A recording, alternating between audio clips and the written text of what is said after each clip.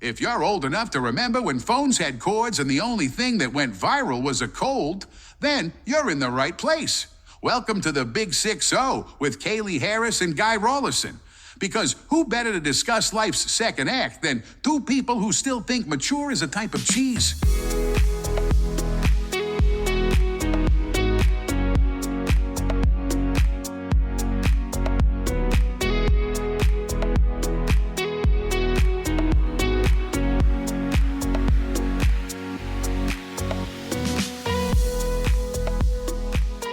G'day and welcome to the Big 6-0. Today we're diving into the glory days of Aussie TV, back when a kangaroo could solve crime problems and we only had 5 channels and one of them was a test pattern. And of course I'm joined, as always, by the very wonderful Kaylee Harris.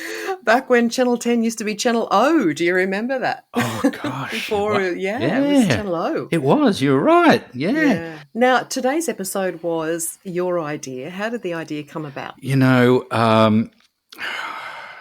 Dobba. Yeah. We were going to a function and a really good friend of ours was talking about the influence of American TV shows in Australia. And we had robust discussion, and her family, of course, had immigrated to Australia.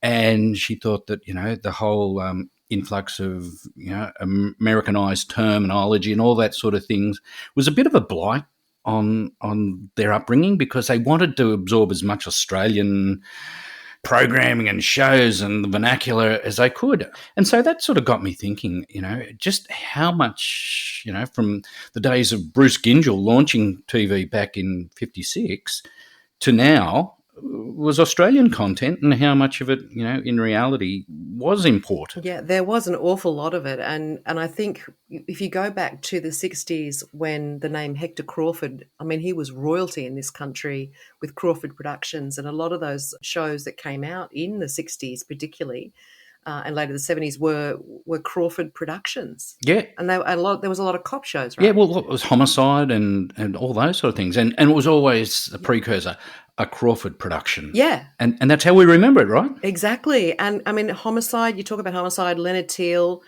George Malaby, and there was amazingly, you think about this, right? How many shows can claim this? 510 episodes of Homicide between 64 and 77.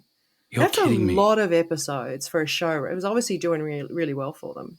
That's amazing. Yeah. I had no idea it was anything like that. And for the longevity of that just validates the whole thing, doesn't it? And that led into Division 4. With Gerard Kennedy. Gerard Kennedy freaked me out because he had that weird eye.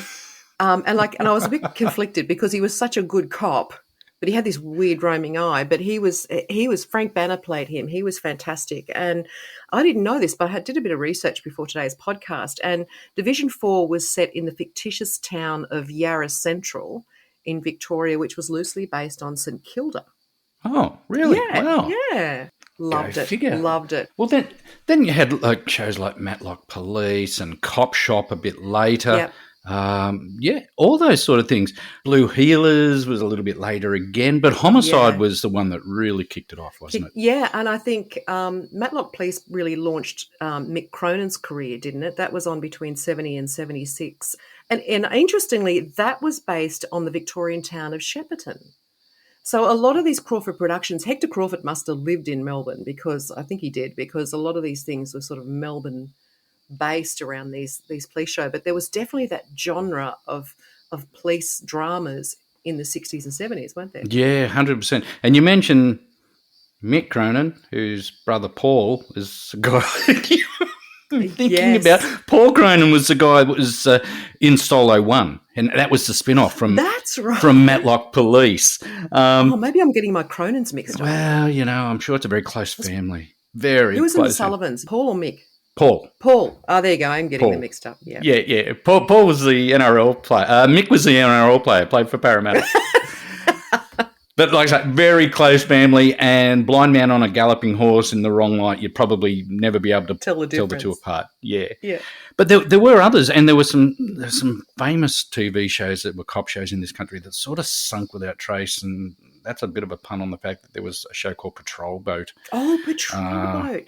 Now, I feel as though when a TV show does really well, they pump out that genre a lot, which is why we then had Homicide Division 4 and Matlock all sort of on our screens all at once, because everyone seemed to gravitate towards cop shows. Yeah, yeah. And then later it was game shows, right? Yeah, and funny you should say that, because I was only thinking the other day, because Great Temptation was probably one of those big shows in the 70s with Tony Barber and Barbie Rogers, who, was but she was a glamour. Yeah, wasn't she? Oh, back in the day, certainly. But before then, we sort of imported everything, because the first game show I remember as a kid, and I must have been about 4, was something called Cole's $6,000 question.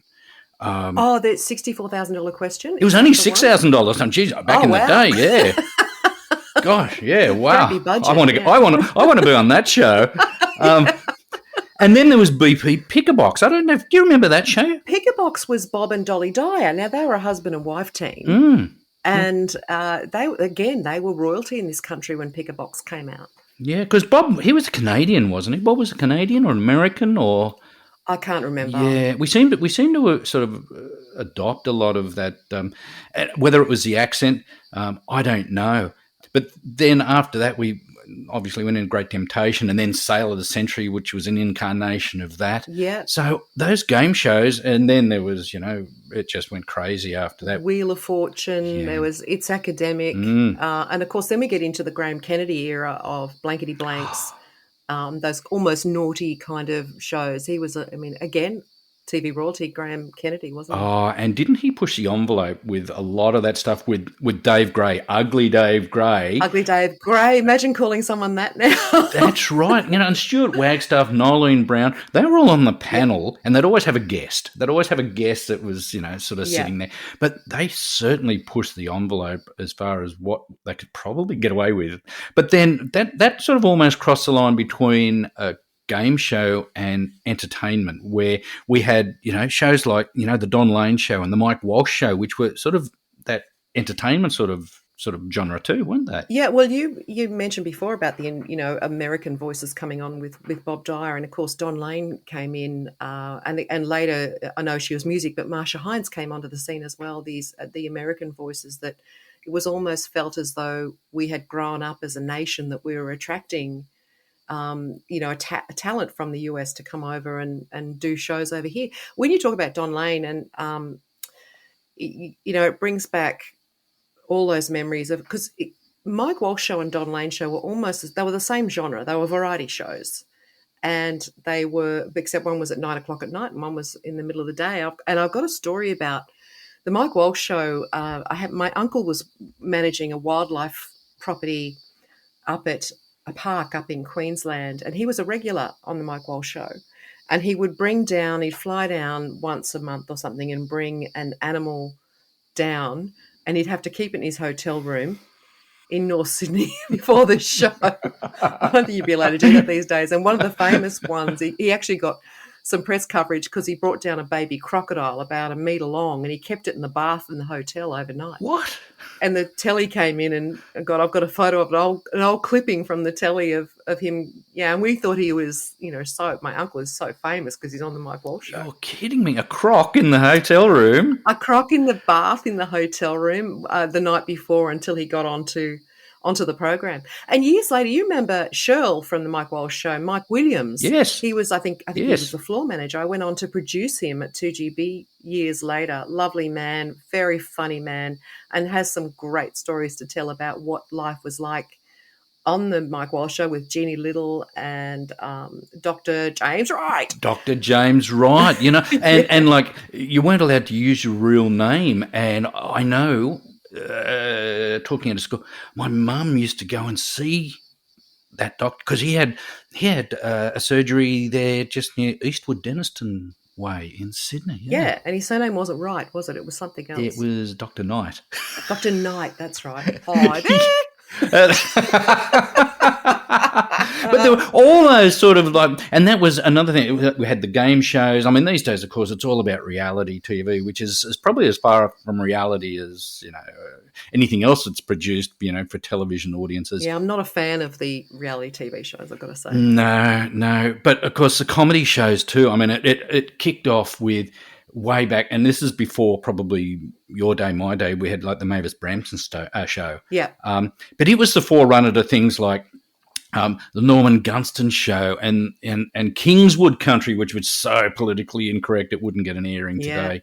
And the Kath and Kims and even Hey Hey It's Saturday. I mean, how long did that run for? Yeah. Well, didn't that start off, I think, on a Saturday morning as the Daryl and Aussie show before it went to Saturday nights? And I remember, I think it was on 6 till 8 p.m. On a Saturday night, and we wouldn't go out on a Saturday night until it had finished. And it was, again, you say, there were some politically incorrect jokes in there with some of the guests. I'm thinking Kamal, they were a bit mean to him. But some of those characters on the show with Dickie Nee, it was fantastic. That was fantastic TV. It was, and you're right. It went from that Saturday morning thing to Saturday night, and it was must see TV, wasn't it? 1,000% must see TV, because it went from being that whole kids thing to it's catering for that sort of late teen adults and whatever. And I'm not sure how long it ran for, but it was forever. Like they had 1,000 shows or something like that, didn't they? Yeah, and if you find yourself with a spare, half an hour to kill, go back on YouTube and look up some of the episodes of Red Faces. It is so funny. Some of those people that appeared on Red Faces were so clever. I used to always insist on having boy jelly babies. Did you? Because you get just that little bit more jelly baby. And that sort of opened the door for, probably not quite the same sort of thing. But then later on, there was things like the Naked Vicar show and like I said, Kath and Kim, with another Australian classic, which it just poked fun at us, didn't it, as a culture? Exactly. Now, can I take you back? I want to take you back a bit. You talked about in the opening of the show about Skippy, and because I want to sort of steer us into kids' TV shows of the 60s and 70s, and that was probably the biggest in the 60s. Skippy was capable of near human thought and reasoning. Listen to this. He could understand everyone, open doors, carry things in her pouch, he or him, what is it? Cross streams on narrow logs, foil the villains, rescue hapless bushwalkers, untie ropes, collect the mail, and even operate the radio.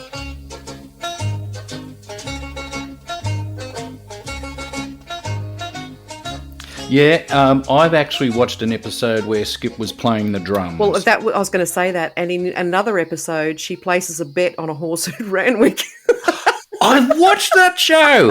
And won. Yeah. And won. Yeah, and there were the fake kangaroo paws that someone used to hold out the front when Skippy's paws were in shot, and they would use the fake kangaroo. I always wonder where they got those from. Some poor hapless kangaroo. What are you saying? It wasn't her? No.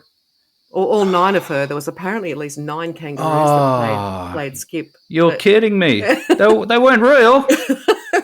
Sorry, Guy. Oh, look. And one weekend, I remember my parents took my sister and I to Waratah Park. Oh, that was on the Northern Beaches. Where was that? Up at Belrose. That's right. And we couldn't believe it was the first time we'd set foot on a movie set, or a TV set, sorry.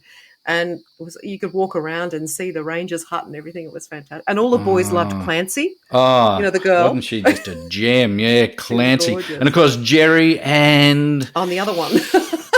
and the other one. There's always the other one. Whoever you are, we've forgotten your name. Yeah, look, it was just that iconic show. And it's still getting the reruns now. And, I mean, we're talking 50 years or more, and it's still getting reruns. Yeah. But you're right. There were so many kids shows, and the ABC kicked things off with the really little ones with Adventure Island. I don't know. I remember the name. Adventure Island meant anything. Yeah, that I watched too much.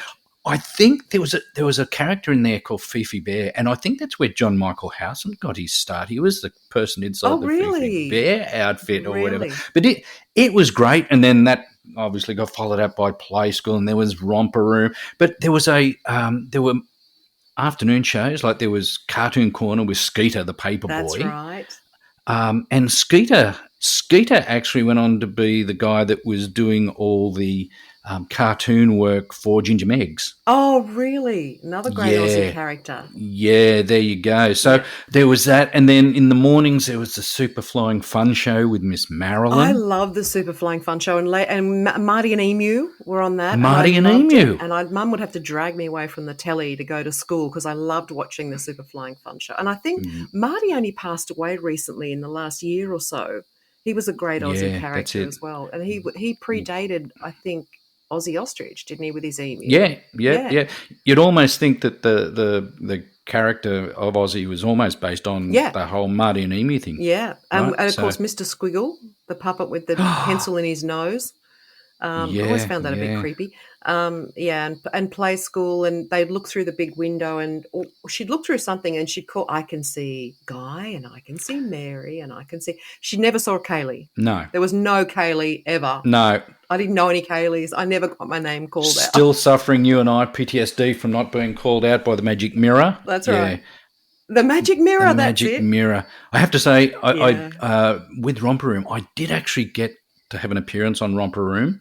But it was as a professional, like as a grown-up, because I was actually working for Channel 7 and they needed someone to be Mr. Doobie. And so I just... way did you get to be Mr. Doobie? I just got to finish a shift and I got to be Mr. Doobie. That is incredible. I love that. Yeah. That's so fun. I can just see you as Mr. Doobie. Yeah, well, if you mean a hand puppet that's coming out of a box, that's okay. There you go. But there were lots of other kids shows too. Because the bear with no pants.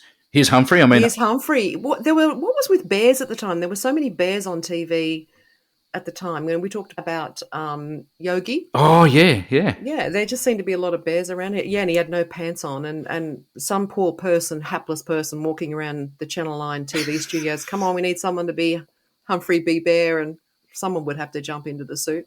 But there were other shows too, like there was Seven Little Australians and the Rovers and the Lost Islands, and then there was the probably just before we made it into high school, there were shows like with Andrew Harwood, like It's Academic and Jeopardy, and I was always wanting our school to be on there, but it was always like, all the private school kids that got to go on those shows. It wasn't, your run-of-the-mill garden variety schools, but they were iconic shows too back in the day. Yeah, they were. And at that time, we sort of seemed to be steering kids towards educational shows. Like I'm thinking Simon Townsend's Wonderworld.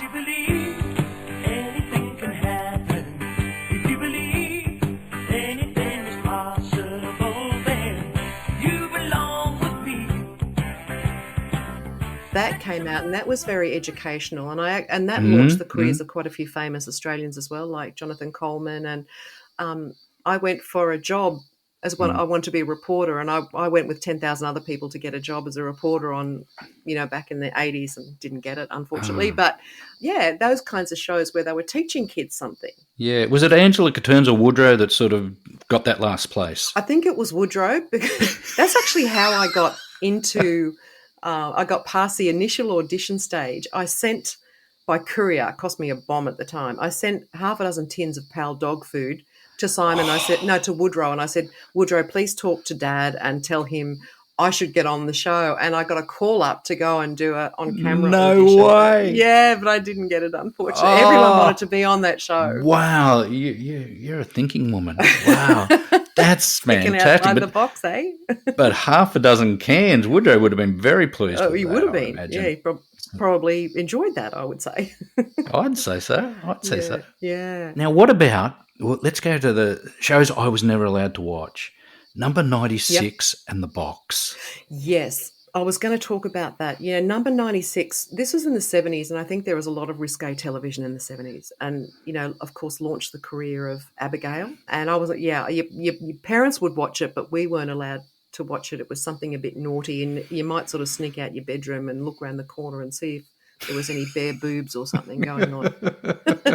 I could listen to the other end of the house, and then you heard Arnold Feather or whoever the characters were, and I just so quiet, just to if I could, in my mind, imagine what was actually going on, and Yeah. yes, crawl up and look around the corner and hope, but that was never allowed to watch it. All of a sudden, my bedtime went to 9 o'clock from when it was probably whatever it was, because that's when number 96 Six came on. Yeah, that's right. So, it broke new ground, didn't it? You talked before about Norman Gunston's show. It would be remiss of us to talk about the Paul Hogan show.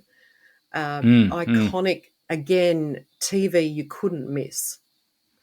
Yeah, it was just unmissable. And, with Strop, and I remember on one episode of the show, and again, you can find this on YouTube, he made this drink on the show, and it was live studio audience as well, and it was a raw egg, and he put in a couple of other horrible things, and he drank it live on TV. And he said, it's really good for a hangover, mate, shut the side mouth. Coke you can find on YouTube, and it's just, how did he? And I remember at the time watching that episode, how did he drink that? But Delvin Delaney, it was such a fun show, wasn't it? It was so iconic, and again, taking the mickey out of us as Aussies. There are so many aerosol spray products on the market now and in the average home that it can become very confusing and sometimes painful and uncomfortable, as anyone would know that's ever sort of squirted under their armpits with Alberto VO5. For hard-to-hold hair. Yeah, of course. Hasn't aged well when you do look at it, but you think, you know what, it does. It's taken the mickey out of us. And I think that's what we appreciated. We thought, we can laugh at ourselves. Absolutely. We'd grown up enough to think, well, we're not all, we're not part of the British Empire as far as some of the humour is concerned. Yeah, we can take we can laugh at ourselves. And it was one of those shows full of sketches, a lot like Fast Forward and Comedy Company, that were based on sketches, which is pretty expensive to produce when you think about setting up all those different sketches. But Collie Mole, remember Collie Mole? Collie Mole, yeah. And Chanel of Chanel's House de Beauté. And once again, just careers that sort of blossomed. And characters who were actually bigger than the people themselves, because everyone knew Kylie Mole. Yes. Look, that was in the scheme of things, I guess, a relatively short-lived series. It was probably, but those characters endure, don't they? They just live on. Oh, they certainly do, and I'm sure they come back to haunt those actors and actresses these days. They get asked about them, but it was part of our life. Back then, it was part of growing up, and you fondly remember those characters and remember them making you laugh. Yeah, at that time. You talk about having crocodiles in the bath and Mike Walsh show and those sort of things. There were a couple of shows. I remember watching World Championship Wrestling as a kid with my grandfather, and that was and that was very Australian. Even though I think Mike Cleary, who went on to become a sports minister in subsequent governments. All that wrestling sort of thing was Spiros Orion and the Golden Greek and, all the, and they had the Mighty Midgets, which I don't think you'd allowed to do that on TV anymore. No. But that whole World Championship Wrestling, which was, the forerunner to all the wrestling shows that are on now, but that was just... that was one of those shows that you sat down and watched. But where I was going... And Mario Milano, he was embraced by the Greek community as being their hero on that show. Yes, whether it was Mario Milano or, like say, Spiros Aruna or the Haystacks Calhoun, Brute Bernard, Killer Carl Cox, and of course you had to have the Aussies, Larry O'Day and Ron Miller, who had little kangaroos on their boots as well, just to reinforce the fact that they're Aussies. And how many of us didn't try the sleeper hold on their siblings or brothers? Yeah, that's right. Yeah, put the sleeper hold on your brother because that'll work, and the brain buster, just tip your little sister upside down and say, no, that's not going to happen. But there was a show on before then called Nature Walkabout, which I had to sort of sit through because it was all about walking through the Australian bush. It was like you'd go and they'd be walking through the bush or whatever and looking at whatever you look at in the bush. I wasn't that interested as a 6-year-old because I was waiting for Spiros Aruna or Mario Milano to come on. Yeah. But it reminded me that there were two shows in particular. There was In the Wild with Harry Butler on the ABC. Harry Butler, yes. Yeah, and the Leyland brothers. I was going to say, the Leyland brothers. How amazing. Mike and Mal Leyland. Mel. Travelling all over the countryside, in their four-wheel drive and with their partners and kids and stuff, and introducing us to all these amazing parts of our own country. It was an awakening, wasn't it? Travel all over the countryside, ask the Leylands, ask the Leylands. Travel all over the countryside, ask the Leyland brothers. I've actually got a real life story about that. We were going camping. We must have been in our early 20s. I was there with probably half a dozen or so mates, and we were up Mile Lakes, which is on the mid-north coast of New South Wales. And we were camping there. We were roughing it. We sort of not in the camping area. It was outside, and we had tents, and we were sitting down. We just built a fire, and we were probably having a few, elixirs or whatever it was. And Mal Leyland No way. walked through the bush. Did he have a film crew? And What was going on there? And then he walked back and he brought something out. He said, "Hey, Mal," he said, "No, I'm Mike." And Mike then walked through the bush.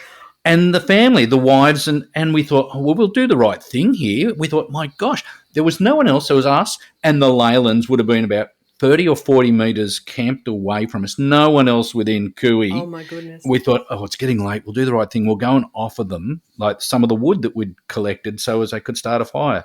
Oh, no. They had a generator. They had all the mod cons. And a film crew behind them in a truck. Not quite, but I thought, brush with fame. Oh, but how about that? Yeah. Yeah, And did great. that then spurn on to things like Albie Mangles? Yeah, probably did. And those, do you remember Albie? He was on a boat and it was always in Speedos and had a chick in a bikini alongside him. He always had glamours with him. He was living the dream, wasn't he? Yeah, there was one particular model that he had with him. I think he was a model on Sailor of the Century who went along on one of those boat trips with him. And yeah, it was always that. It always brought out the movie around about Christmas time too, Albie Mangles, such and such adventures. So that's right. Going back to reality shows, the other one that was a really big one in the 70s was It's a Knockout. Oh, yes. Remember how big that was? That was, I guess, a kind of, real pitting people against each other and reality show at the time. It was huge. And the other one I would be remiss of me not to bring up is Perfect Match. In the 80s. Do you remember Perfect Match? Like peaches and cream, and the conch team, like sand in the sea, and the birds and the bees, like an oyster and a pearl, and the guy and the girl. What have you got? You got a perfect match. And people actually went on, away for the weekend. A girlfriend of mine was lucky enough to work for 10 at the time, and she was an escort on those dates. And quite often they would send them up to Great Keppel Island and exotic places like that for the weekend with a film crew. And my girlfriend would go along with them. And when it all ended in tears after the first date on the Saturday, she would end up comforting the girl. Oh, really? While the guy's off, drinking with a bunch of blokes and stuff, and then they'd have to come back and put all the film stuff together again. And Greg Evans, went on to be a celebrant. He's actually a wedding celebrant, and you can get him to do your wedding. Isn't that great? I mean, if you're our vintage, wouldn't that be a fun thing to do? So that's crazy. Can you have Dexter as best man? Well, what's? I think there's a story about Dexter. Dexter was found in the studios at Channel 10, propped in a corner somewhere, and somebody rescued him. But no way. Maybe we see if we can track down Greg Evans and get some of those great stories. Oh, look, a friend, a really good friend of ours. He was on the show. He won from memory. But until recently, he still had the Rado watch. Oh, a Rado watch. Yeah, because I think the winning contestants or whatever won a Rado watch. And remember and I thought, and you're always waiting for the screen to slide back for them to see each other for the first time and see whether they were disappointed. Some of the looks on their faces, you think, oh, wow, And I'm thinking the Rado was probably top of the list of things that I want to achieve on this program. Exactly, and then they'd look at the guy or the girl and think, and the audience would be going, pick number 3, and she'd pick number 1. Then the screen would slide back and you go, uh-oh. Oh, yeah, what great times. And you know what? We haven't even touched on some of the soaps, and we probably should do that very quickly. Whether it's your Home and Aways or your Sons and Daughters or your Country Practice. Country Practice. Iconic TV show set in Wandon Valley, of course, launched the careers of a lot of people and relaunched careers of people like Lorraine Desmond. Mm-hmm. And one of our kids, when the Country Practice sort of theme song came on, she knew it was bedtime, and it was just off. She'd toddled to bed. So she's grown up with that having a recollection, having never really remembered the show, just, I know that song, and it's because. But there were, whether it's Neighbours, which obviously is, how long has that been going? Oh, my gosh. And then Young Doctors and The Restless Years. Oh, gosh. You look at all of these shows, and when you start to sort of make a mental note of all the shows that we've talked about today, and we could go on and on and on, it's indicative of just how much we've actually achieved in this country as far as television is concerned, from, like I say, the days of Bruce Gyngell launching TV back in 56, and from what I remember or have a recall, the Melbourne Olympics, it was all in time for the Melbourne Olympics. And there was only like 2 handheld cameras for those Olympics to cover it because, we just didn't have, the infrastructure in place. But with all those shows, all those programs from the humour and the soaps, we've done so much and we probably undersell ourselves. Yeah, and just backtracking for a second, country practice, I think the whole country stopped when Molly died. Oh. Do you remember? Yeah. That was probably one of the most watched episodes of any program in the country at the time when Molly died. It was just, stopped everybody in their tracks. But goodness me, so many wonderful shows that we grew up with. Yeah, between that, Molly, and of course Molly and Countdown, which is probably a whole other episode anyway. Yeah. It's probably time we've immersed and. Yeah, but we haven't even we'll do another episode of American television that we used to watch as well. Just quick teaser, things like Gilligan's Island and Batman and stuff. So we'll cover that in another episode because there's just so much material. Or if there's something you'd like us to talk about or you remember, just reach out to us at contact@thebig6-OH is it? Something like that. .com? You'll be able to find us because we're on Facebook as well. So they'll certainly be able to. You'll find us. Yeah, send us a message. We're out on Facebook, there. So hey, I'm going off. I think I'm going to watch. Is it Channel O? Channel O. Channel O, Or Channel 7, 2. 9, 10, or if you say Channel 2, people don't know what you're talking about these days. Is the ABC? No idea. I'm going. See you next week. I'll see you later.